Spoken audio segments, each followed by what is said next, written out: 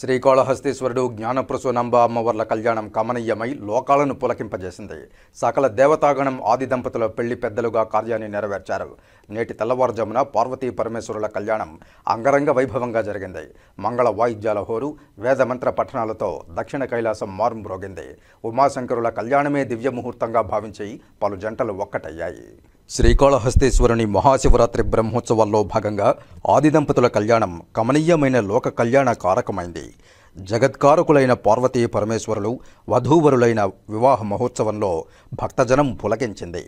నేటి తెల్లవారుజామున సాగిన శ్రీకాళహస్తీశ్వరుని కళ్యాణోత్సవంలో ముల్లోకాలు పాల్గొని అక్షింతలు చల్లి నవదంపతుల కళ్యాణాన్ని తిలకించాయి. స్వామి స్వర్ణాభరుడై సుందరకారుడై చందన లేపనాది సుగంధ ద్రవ్యాలు అలదుకొని నవమోహనాకారుడై ఆలయం నుంచి గురువారం రాత్రి 10 గంటల సమయంలో కళ్యాణ వేదికకు గజవాహనం ఎక్కి ఊరేగింపుగా బయలుదేరారు. శ్రీ జ్ఞానప్రసూనంబ సూర్యచంద్రవంకలు ధరించిన మణిమయ రత్న గోమేధికాభరణాలు అలంకరించుకుని సింహవాహనమెక్కి అల్లనల్లన ఆగి తాను కూడా పెళ్లి మండపం వద్దకు పయనమైంది. కళ్యాణ వేదిక వద్దకు చేరుకున్న శివుడు అక్కడ కొలువయ్యారు. ఆ వెనుకే అరుదించిన అమ్మవారు ఎదురెదురుగా నిలిచారు. ఇరువురి పెద్దల మధ్య పెళ్లి సంబంధానికి సంబంధించిన రాయబారాన్ని చండికేశ్వరుడు నడిపారు. శివుని తరపు పెద్దలు పిల్లనివ్వమంటూ అమ్మవారి పెద్దలను కోరడము, వారు కాదనడము ఇలా కొంతసేపు సాగింది. కాస్త దూరంగా నిలిచి జ్ఞానప్రసూనంబ బెట్టు చేసింది. 5 మార్లు చండికేశ్వరుడు రాయబారం నడిపారు. చివరకు ఏకముఖ బిల్వపత్రాన్ని రవంత విభూతిని మాత్రం కన్యాశుల్కంగా గ్రహించి జ్ఞానప్రసూనంబ అమ్మవారు శ్రీకాళహస్తీశ్వరుని వివాహమాడడానికి సిద్ధమయ్యారు. అగ్నిహోత్రం వెలిగింది. వేదఘోషలు మిన్నెంటాయి. ప్రధానార్చకుల మంత్రపఠనం పవిత్రమై సాగింది. ప్రధాన పురోహితుల ద్వారా అమ్మ మెడలో స్వామివారు మంగళసూత్రధారణ చేయడంతో ఆది దంపతుల కళ్యాణ మహోత్సవం పరిసమాప్తమైంది. తలంబ్రాలు పోసుకున్నారు.